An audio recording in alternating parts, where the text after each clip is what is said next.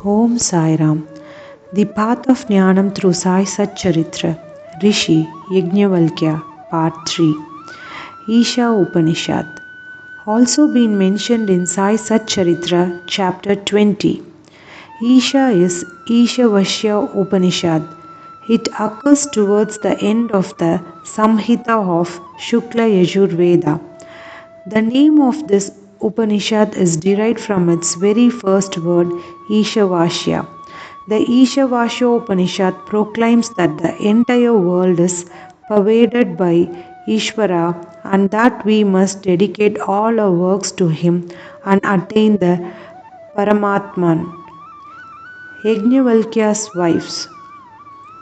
In Brihadaranyaka Upanishad tells us about Yajnavalkya's two wives. Of the two, Katyayani was like any housewife, and the second, Maitreyi, was a Brahmavadini, one who inquires into the Brahman and speaks about it. Here we have a beautiful combination of storytelling and philosophical disquisition.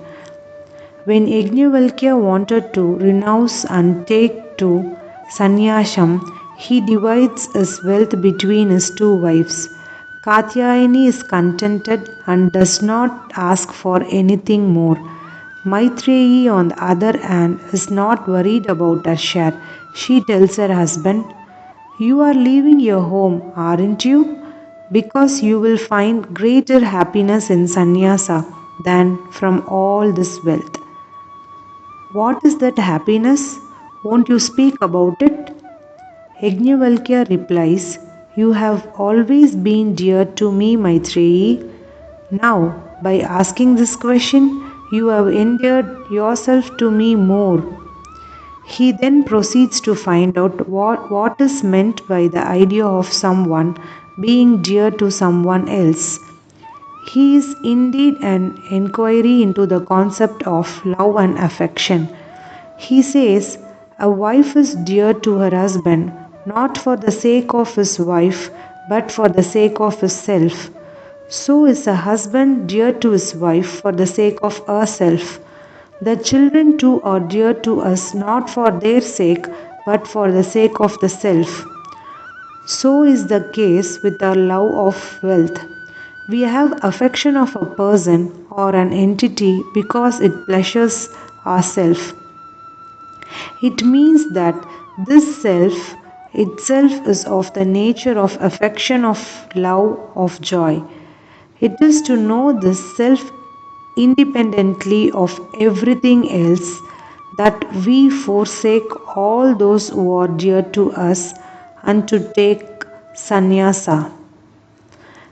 When we know it, the self or Atman, we will realize that there is nothing other than it.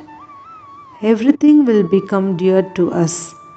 To begin with, when we add affection for certain people or certain things, we add dislike for certain other people and certain other things.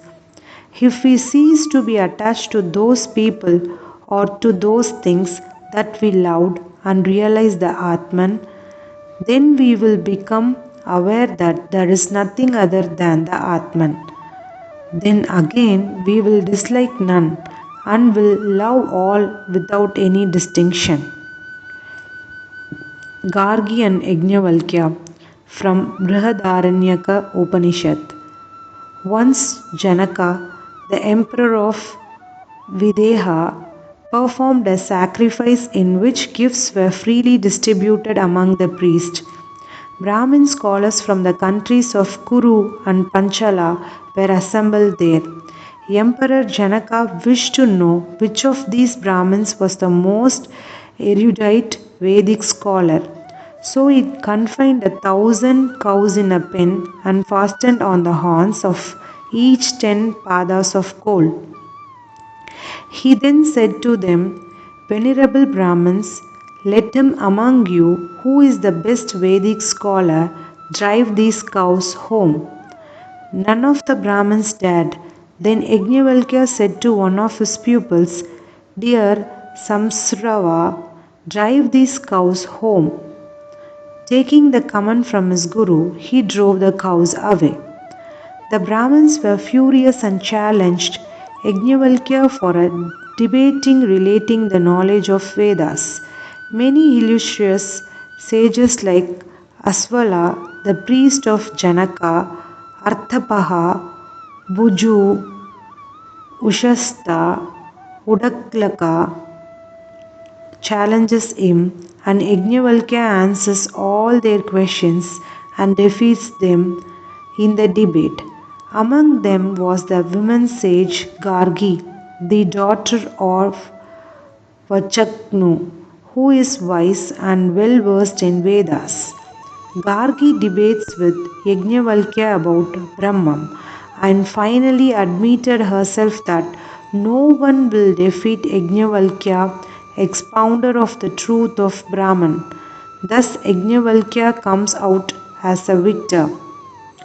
Conclusion.